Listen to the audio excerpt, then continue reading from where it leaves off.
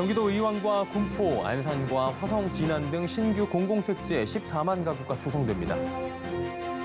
경기도 평균 아파트값이 1년 새 1억 원이 넘게 오르며 평균 5억 5천만 원을 기록했습니다.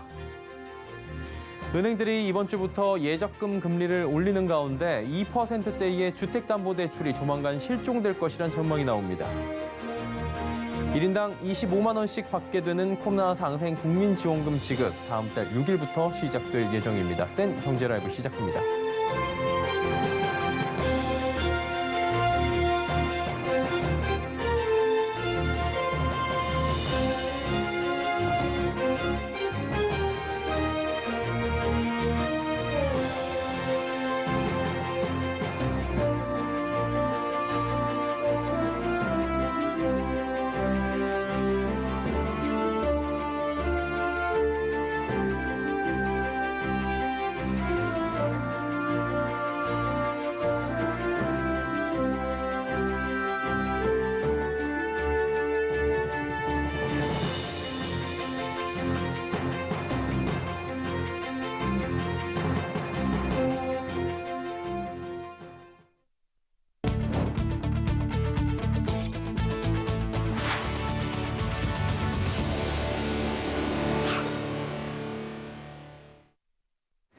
시청자 여러분 안녕하십니까? 센 경제라이브 서정덕입니다.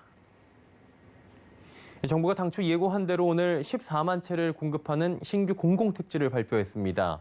경기도 의왕과 군포, 안산 경계지와 화성 진안에 신도시급 신규 택지가 조성된다고 하는데요.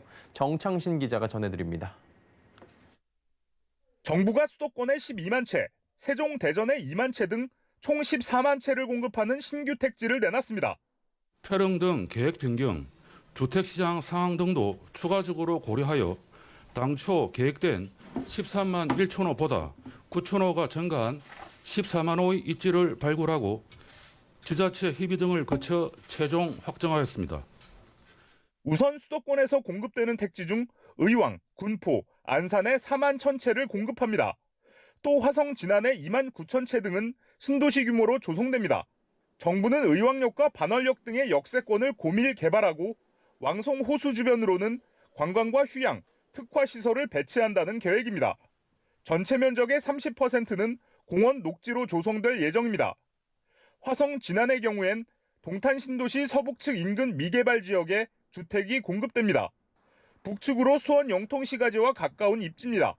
동탄 인덕원성과 동탄 트램 등이 이 지역을 지나갈 예정으로 트램을 타면 인근 동탄역까지 갈 수 있을 전망입니다.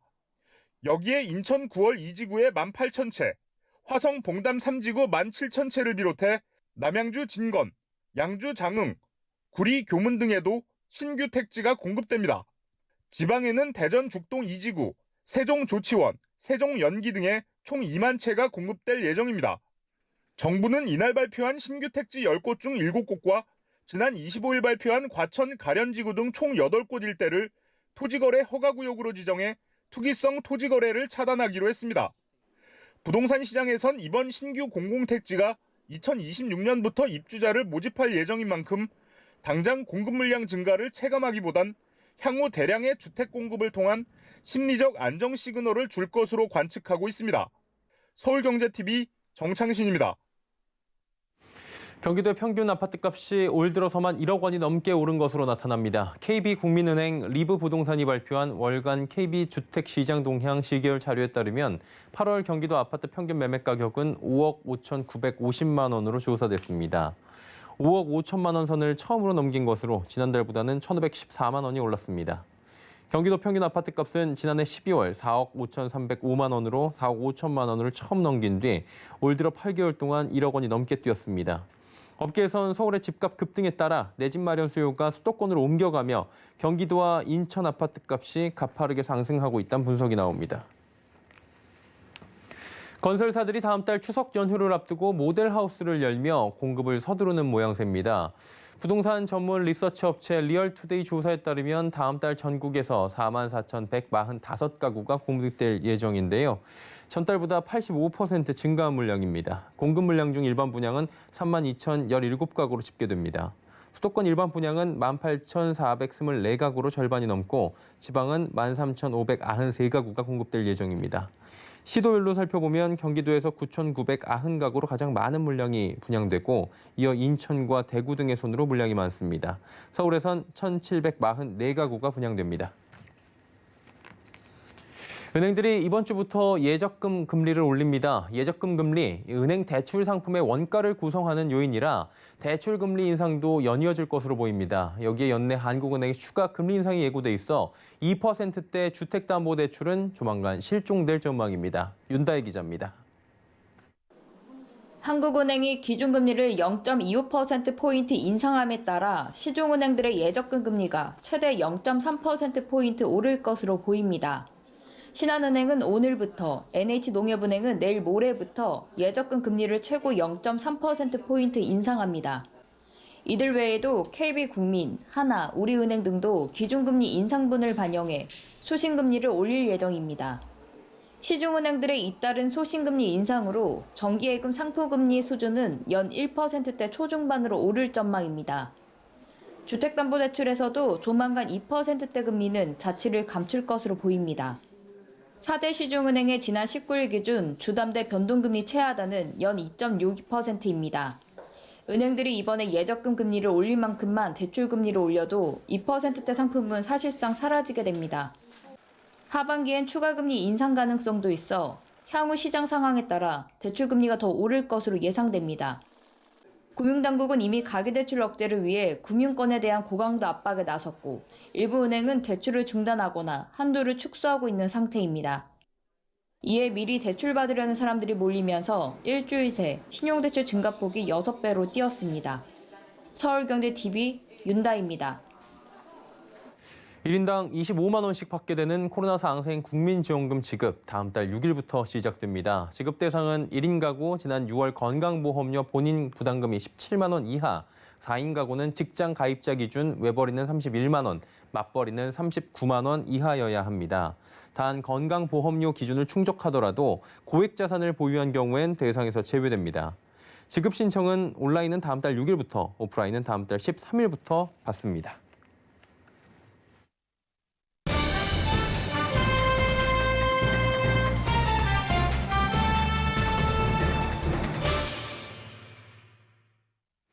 (8월의) 마지막 주 월요일입니다. 국내 증시 미국의 잭슨홀 이벤트를 무난하게 소화하면서 일제히 상승 마감에 성공했죠. 증권업계는 미국 긴축 우려 해소로 코스피 지수가 점진적 우상향을 보이며 연내 3,400포인트 진입도 가능할 것이란 분석이 나왔다고 하는데요. 증권부의 배요한 기자 연결해서 자세한 이야기 좀 들어보도록 하겠습니다. 나와 있습니까? 네, 안녕하세요. 예, 양시장이 오늘 다 상승 마감을 했습니다. 시황부터 간략하게 배 기자 먼저 짚어주시겠습니까? 네, 8월 마지막 주 첫날인 30일 코스피 지수는 전 거래일 대비 0.33% 오른 3,144선의 장을 마감했습니다. 이날 1%가량 상승 출발한 코스피는 외국인의 팔자 공세에 장중 하락 전환하며 출렁이는 모습을 보였지만 기관이 2,500억 원이 넘는 순매수에 나서면서 증시 상승을 견인했습니다. 코스닥은 개인과 외국인의 매수에 힘입어 0.81% 오른 1,031선의 장을 마치며 6거래일 연속 상승 랠리를 이어갔습니다. 지난주 개최된 잭슨홀 미팅에서 제롬 파월 의장의 완화적 통화 정책 기조 발언이 국내 증시의 상승 동력으로 작용한 것으로 풀이됩니다. 이에 지난 금요일 미국 주요 지수들은 일제히 상승 마감했고 특히 S&P 500과 나스닥 종합지수는 사상 최고치를 경신했습니다. 좀 우려가 있었던 잭슨홀 미팅이었는데 파월 의장이 발언을 좋게 해준 것으로 저희가 이해를 하면 될 것 같아요. 근데 구체적으로 뭐라고 했습니까? 네, 관심이 집중되었었던 잭슨홀 미팅에서 파월 의장은 연내 테이퍼링 시작을 공식화했습니다. 파월은 지난 27일 진행된 잭슨홀 연설에서 미국 경제가 전반적으로 회복세를 나타내고 있다고 진단했습니다. 특히 그동안 테이퍼링 조건으로 내세웠던 인플레이션에 대해서는 상당히 충족된 상태이며 고용 측면에서도 일부 충족됐다고 평가했습니다. 하지만 파월 의장이 구체적인 테이퍼링 시점을 언급하지 않은 데다가 조기 금리 인상 우려를 불식시키는 완화적 발언을 하면서 시장은 안도하는 모습을 나타냈습니다. 파월 의장은 연설에서 금리 인상은 아주 멀리 떨어져 있으며 물가 상승은 여전히 일시적이라면서 일각에서 제기된 긴축 기조 우려를 일축했습니다. 박상현 하이투자증권 연구원은 파월 의장이 완만한 급여 인상과 중고차 가격 하락 등을 언급하면서 인플레이션 우려를 진정시키는 동시에 금리 인상이 서두르지 않을 것을 시사했다면서 미 연준이 완화적 통화 정책 기조를 유지할 것이라는 분명한 메시지를 시장에 던져준 것이라고 설명했습니다. 자, 그렇다면 이제 화수목금 남았는데요. 이번 주 우리 증시에 영향을 줄 만한 이벤트 있다면 어떤 것들이 있을까요? 금주에는 미국과 중국의 경제 지표가 발표될 예정이며 국내에서는 8월 수출액이 발표됩니다. 9월 1일 발표되는 한국 8월 수출액은 전년 동기 대비 35%가량 증가하며 양호한 흐름을 이어갈 것으로 예상됐습니다. 시장에서는 미국의 고용은 70만 명대로 유지되고 실업률은 5.2%로 하락할 것으로 전망했습니다. 다만 증권업계는 미국과 중국에서 예상을 뒤엎는 경제 지표가 발표될 경우 이에 유의할 필요가 있다고 조언했습니다. 문남중 대신증권연구원은 이번 주에 발표되는 중국의 8월 제조업과 서비스업 PMI가 동반 부진하면 중국발 경기 우려가 변동성을 키울 수 있다며 중국 증시가 민간 기업 규제로 인해 투자 심리가 훼손된 만큼 경기 우려는 아시아 증시에 영향을 끼칠 수 있다고 언급했습니다. 김유미 키움증권연구원도 미국의 제조업 지수의 하락은 코로나 재확산에 따른 수요 둔화 우려와 연준의 테이퍼링 가능성 등으로 인해 부담으로 작용할 것이라며 이는 미국 경기의 고점 논란을 강화시킬 수 있다고 설명했습니다. 어쨌든 증권가에선 이번 주 좀 좋게 볼 것 같은데요. 증권가에서 바라보는 증시 전망 지금 어떻습니까? 네, 증권업계는 8월 마지막 주이자 9월 첫 주 주식시장은 긍정적인 흐름이 이어질 것으로 예상했습니다. 파월 의장의 완화적 통화정책 기조 발언으로 위험자산 선호 분위기가 지속될 것이라는 분석입니다. 서정훈 삼성증권연구원은 원화 약세 압력 완화와 글로벌 경기 재개 기대감은 리플레이션 트레이드를 자극할 수 있다며 여행, 레저, 유통 등 경제 활동 재개, 수혜주에 관심을 가져볼 필요가 있다고 조언했습니다. 또한 밸류에이션 매력이 부각되는 운수 장비, 금융업종 등에 대한 접근도 유효할 것이라고 말했습니다. 김유미 키움증권연구원은 코스피의 연말 예상 경로는 우상향 추세를 형성할 것으로 보이며 3,400포인트 진입도 가능한 시나리오라고 진단했습니다. 이어 김 연구원은 수출과 기업 실적 피크아웃 우려는 2분기 어닝 시즌을 통해 상당 부분 소화했다면서 잭슨홀 미팅 이후 해당 요인들을 둘러싼 불안감은 완화될 것이라고 내다봤습니다. 예, 그렇다면은 증권업계에서 우리 증시를 장밋빛 전망으로 했다 지금 이렇게 들리는데 유의사항도 있을 것 같아요. 어떤 점들을 좀 유의할까요? 네, 외국인 투자자들의 셀 코리아 기조가 이어지고 있다는 점은 국내 증시의 수급 불안 요인으로 남을 전망입니다. 외국인들은 지난주에만 유가 증권 시장에서 약 4,500억 원을 순매도했으며 이달 들어서는 총 7조 3,800억 원의 주식을 팔아치우면서 시장 투자자들의 우려를 키우고 있습니다. 예, 국내 증시가 긍정적 대내외 환경이 조성되는 가운데 외국인 수급을 지금 지켜봐야 된다라고 정리하도록 하겠습니다. 배유환 기자와 함께했습니다. 고맙습니다. 예, 감사합니다.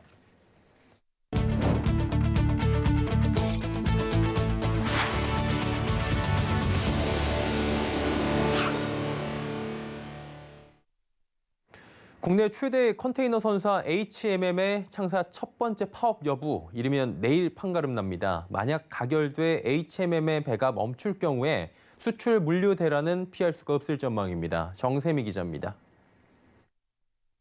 HMM 사무직 직원들로 구성된 육상노조가 파업 찬반 투표에 들어갔습니다. HMM 육상노조는 오늘 오전 8시부터 24시간 동안 조합원 대상 파업 찬반 투표를 진행합니다. 결과는 내일 오후쯤 나올 것으로 보입니다. 노사는 임금 인상을 두고 여전히 의견차를 좁히지 못하고 있습니다. HMM은 해운업 호황에 힘입어 올해 역대 최대 실적을 낸 상황. 반면 직원들은 최대 8년간 임금이 동결되온 데다 임직원 평균 연봉이 국내 중견 해운사보다도 적다는 입장입니다. 이에 노조는 임금 25% 인상과 성과급 1200% 지급 등을 요구했지만 사측은 임금 8% 인상과 경력금 300% 지급안으로 맞서고 있습니다. 현재 분위기는 가결의 무게가 실리고 있습니다. 사측 간의 변화가 없고 함께 교섭을 진행 중인 해운노조가 지난 23일 찬성률 92.1%로 파업을 가결했기 때문입니다. 국내 유일 대형 컨테이너 선사인 HMM이 파업에 들어갈 경우 물류 대란은 불가피합니다. 3주 파업 시 얼라이언스에 미치는 예상 피해액만 약 6,800억 원 규모로 추정됩니다. 해외로 수출하려는 물량은 굉장히 더 많은 상태이기 때문에 지금 파업을 하지 않고 정상적인 상황이라도 화주들은 선복 잡기가 어렵다. 몇 배 이상의 그 운임을 지불해야 되는. 한편 다음 달 1일에는 노조와 배재훈 사장의 재교섭이 예정돼 있습니다. 육상노조는 찬반 투표가 가결되면 회원노조와 기자회견을 열고 공동 투쟁 방안을 발표한다는 방침입니다. 서울경제TV 정샘입니다. 국내 경기 회복세가 이어지며 일시적 변동 요인을 제외한 기조적 물가의 오름세가 지속될 것이란 분석이 나왔습니다. 한국은행은 오늘 기조적 물가지표 점검 보고서에서 지난달 기준 기조적 물가는 1.9%의 상승률을 기록했다고 밝혔습니다. 2017년 3월 이후 4년 4개월 만에 최고치인데요. 기조적인 물가지표, 일반 물가지표에서 변동성이 큰 농축산물, 석유류나 정부 관리 품목 등 교란 요인을 제외한 지표를 말합니다. 한국은행은 기조적 물가지표는 지난해 초 코로나19의 충격으로 오름세가 큰 폭으로 둔화됐다가 올 3월 이후 확대되고 있다며 이는 최근의 경기 회복세를 반영하고 있고 기대 인플레이션 상승에 영향을 주고 있는 것으로 분석했습니다.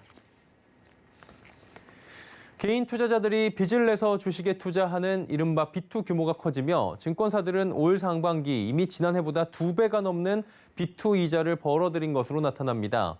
금융투자협회에 따르면 국내 28개 증권사가 상반기 신용거래 융자를 통해 얻은 이자 수익은 총 8,524억 원으로 집계됐습니다. 지난해 같은 기간 3,640억 원에 비해 2.3배가량 높은 수준입니다.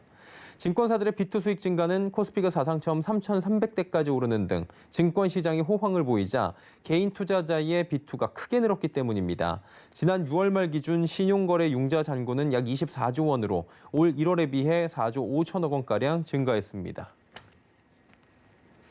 일부 해외에서 코로나로 인한 이동 제한이 완화되며 2분기 카드 해외 사용 금액이 1년 전보다 80% 늘어났습니다. 한국은행에 따르면 지난 2분기 거주자의 카드 해외 사용 실적은 전분기 대비 31.7% 늘어난 33억 7천만 달러로 집계됐습니다. 지난해 2분기에 비해 80% 증가한 수치입니다. 한국은행은 해외 현지의 이동 제한 조치 일부 완화에 따른 여행 지출 증가 등이 기인한 것으로 분석했습니다. 실제 구글 이동성 지수를 보면 미국이 지난해 1분기 마이너스 16.1%에서 2분기 마이너스 1.6%로 나타나 이동량이 회복된 상황입니다. 올 상반기 아파트 매매 거래 절반가량이 소형 주택인 것으로 나타났습니다. 1, 2인 가구가 늘어나며 소형 아파트에 대한 관심이 높아지고 있는 모습인데요. 그 현장을 설석용 기자가 다녀왔습니다. 오는 9월 분양을 앞둔 광진파크하임 아파트 내부 모습입니다. 널찍한 거실과 디귿자 주방, 그리고 분리형 침실과 가변형 북박이장까지 개인은 물론 신혼부부가 살기에 충분한 공간으로 설계됐습니다. 이 단지는 전용 44에서 45제곱미터 총 77세대 소형 평형으로 조성되는 아파트지만 기본적인 IoT 서비스와 스마트 패스, 방문 차량 예약 시스템과 무인 택배함 도착 알림 등 젊은 세대들에게 필요한 주거 환경을 제공하고 있습니다. 부산시 부산진구 부전동 일대에 들어서는 서면 프루지오시티 시그니처도 전용 20에서 56제곱미터 생활 숙박시설과 근린 생활시설 등 소형 평수로 구성되어 있지만 부산 서면역과 롯데백화점 등 교통과 편의시설이 가깝게 있어 관심을 끌고 있습니다. 서울 중구 묵정동에 공급되는 힐스테이트 남산도 전용 21에서 49제곱미터로 구성된 도시형 생활주택으로 소형 평수지만 청약통장이 필요 없거나 일반 아파트 대비 규제에서 자유로워 분양 전부터 주목을 받고 있습니다. 업계에선 일반 아파트보다 가격이 저렴하고 대출 제한 등 부동산 규제를 피할 수 있어 소형 아파트에 대한 관심이 높아지고 있는 것으로 분석하고 있습니다. 아무래도 가격적인 부분으로 봤을 때 저렴하다 보니까 지금 많이 애먹고 계시는 대출 규제를 피할 수 있다는 장점들도 있고요. 또 입지적으로 봤을 때 굉장히 좀 좋은 곳에 위치를 하다 보니까 지금뿐만 아니라 앞으로도 소형 아파트를 찾는 수요자들이 많아질 거라고 보고 있습니다. 실제로 최근 국토교통부 실거래가 자료에 따르면 올해 상반기 아파트 매매 거래량 32만 9천여 건 중 전용 60제곱미터 이하 소형 주택의 거래는 절반가량인 15만 6,973건으로 조사됐습니다. 최근에 1, 2인 가구가 늘어났고 또 주택 가격이 워낙에 급등하다 보니까 소형 아파트에 대한 실수요가 늘어나고 있는 추세입니다. 전국적으로 집값 상승세가 지속되고 있는 가운데 소형 아파트를 향한 수요자들의 관심은 더 높아질 것으로 관측되고 있습니다. 서울경제TV 설석영입니다.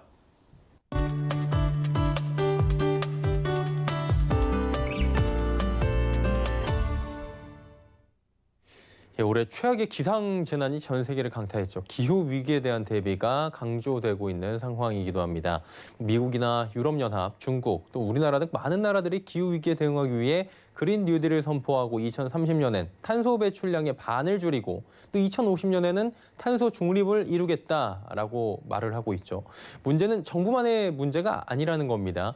산업체에서 많은 탄소를 배출하고 있는 기업들의 참여가 절대적으로 필요하다고 하는데 탄소를 줄이는 기업 경영, 지속 성장 가능성을 높이기 때문에 더욱더 탄소 중립 운동에 참여해야 할 것으로 보고 있습니다. 자, 그래서 오늘은 기업들의 탄소 배출 줄이기 위한 운동에 대해서 알아보도록 하겠습니다. KB외대 반기성 센터장 함께합니다. 어서 오세요. 네, 안녕하세요. 예. 올해 기후 재난이 진짜 끊이질 않고 계속 발생을 하고 있는 것 같아요. 굉장히 안타까운데 이 부분 어떻게 봐야 됩니까? 제가 이제 이 시간에 몇 차례 이제 소개해드렸던 맞아요. 것처럼 올 여름에 거의 전 세계적으로 엄청난 폭염이라든가 뭐 가뭄 또 대형 산불 굉장히 치명적이었죠. 저는 이제 총균세를 지었던 제렛 다이아몬드의 말이 떠오릅니다. 그는 이렇게 말합니다. 30년입니다. 예상보다 빠르게 진행되고 있어요. 상황이 나빠지는 속도, 세계 인구가 증가하는 속도, 숲이 잘려나가는 속도, 그리고 기후변화 진행 단계까지 약 30년 후에는 모든 것이 되돌릴 수 없는 지경이 됩니다. 예. 제가 코로나19보다 더 크게 우리를 엄습하는 지구적 위기를 해결하자고 호소하는 이유입니다. 만약에 2050년까지 이 문제들을 풀지 못한다면 죄송합니다. 우리는 너무 늦을 겁니다. 라고 말하는데요. 다이아몬드의 앞으로 남은 30년 후인 2050년은 붕괴의 시간을 뜻합니다. 옥스퍼드 대학교 닉 보스트롬 교수는 문명 파괴의 상황을 세계 인구의 15%가 사망하거나 세계적으로 국내 총생산의 50%가 감소를 하고 그 상태가 10년 이상 지속되는 상태라고 정의를 하는데 제렛 다이아몬드의 2050년은 이보다 더 심각한 시간이라는 것이죠. 인류가 지금처럼 정말 편안한 삶을 원한다면 가능성이 남아있는 10년 안에 우리는 인류 문명의 생존 전략을 구축해야 한다는 겁니다. 결국에 이제 국가들의 그린 뉴딜에 맞춰가지고 기업들도 탄소 제로 운동에 적극 참여해야만 이러한 위기 또 붕괴를 막을 수가 있다 이런 얘기겠네요. 네, 그렇습니다. 그런데 이제 당장 기후 위기에 대응하기 위해서는 돈이 정말 많이 들어갑니다. 그렇죠. 예. 그러다 보니까 이제 기후 위기 대응에 미온적일 수밖에 없죠. 금융위에서 아라베스크가 지난 4월 발표한 보고서를 보면은 전 세계 대기업의 25%가 기후 위기 대응 노력을 전혀 하지 않는다고 합니다. 기후 위기를 인지하면서도 제 역할은 하지 않고 있다는 이야기인데요. 아라베스크는 2015년에서 2019년 5년간 세계 최대 주가지수 14개 기업에 공개적으로 보고된 배출가스 데이터를 바탕으로 온도 점수를 매겨봤습니다. 이를 토대로 분석해본 결과 지구 평균 기온 상승은 1.5도로 제한하겠다는 파리협정의 목표를 2050년까지 달성할 수 있는 대기업은 25%도 되지 않는다는 것이죠. 또 기후위기를 타개하기 위해서 탄소 배출을 줄여야겠다고 약속한 기업이 오히려 늘어나고 있음에도 탄소 배출량은 계속 증가하고 있다는 겁니다. 또한 시장가치 6천조 원 이상의 15%의 기업들이 온실가스 배출량을 공개하지 않고 있다고 말하면서 지구 평균 기온 1.5도 상승을 막기 위해서는 훨씬 더 큰 대기업들의 노력이 필요하다라고 주장을 했죠. 예. 근데 센터장님, 기업들도 자발적 탄소 감축 노력을 좀 하지 않습니까? 네, 그렇습니다. 대표적인 기업들이 이제 아마존이라든가 이제 글로벌 옵티미즘이 공동으로 설립한 기후 서약이 있죠. 최근에 이제 글로벌 기업들이 잇따라 참여하면서 세계적인 메이저 참여 기업 수가 100개를 넘었다고 해요. 기후 서약은 2019년 아마존과 글로벌 옵티미즘이 파리협정에서 제시한 2050년 탄소 중립 목표를 10년 앞당겨서 2040년까지 달성하자는 취지로 설립을 했는데요. 지금까지 기후 서약에 가입한 기업 수는 105개로 연간 총 매출액은 1,700조 원에 달한다고 합니다. 또 R이 100도 있습니다. RE100은 재생에너지 100%의 약자입니다. 기업이 사용하는 전력량의 100%를 2050년까지 풍력이나 태양광 등 재생에너지 전력으로 충당하겠다는 목표의 국제 캠페인이죠. RE100 가입 기업은 올해 1월 말 기준으로 미국, 유럽에 이어서 아시아 기업 등 총 284곳에 이르고 있는데요. 2018년 기준으로 애플, 구글 등 30개 기업이 이미 100% 목표를 달성했죠. 수출 의존도가 높은 우리 기업들이 RE100 도입 추세를 따라가지 못할 경우 새로운 무역 장벽이 될 것으로 예상하는 것은 애플이라든가 BMW 등 많은 글로벌 기업이 협력 업체까지 RE100 동참을 요구하고 있기 때문입니다. BMW가 2018년에 LG화학에 부품 납품 전제 조건으로 RE100을 요구하면서 계약이 무산되었던 경우도 있고요. 예. 또 애플이 2020년에 반도체 납품 물량을 놓고 SK 하이닉스에 RE100을 요구하기도 했습니다. 우리나라는 2020년 초까지만 해도 RE100 참여 기업이 없었어요. 근데 이제 어쩔 수 없는 세계적인 흐름으로 인해서 LG화학, SK 하이닉스, SK텔레콤, 하나큐셀, 현대자동차 등이 RE100 참여를 선언하고 있습니다. 기후위기를 극복하고 지속적인 성장을 이루기 위해서는 탄소 배출을 제로로 줄여나가는 노력이 정말 그 어느 때보다 필요하다고 봅니다. 예. 앞으로도 이 기업들의 탄소 배출을 줄이기 위한 노력은 계속돼야 하지 않을까 이런 생각들을 같이 해보실 것 같아요. 자, 오늘 탄소 배출 줄이기 위한 노력들에 대한 이야기 나눠봤고요. KB의 반기성 센터장과 함께했습니다. 고맙습니다. 네, 감사합니다.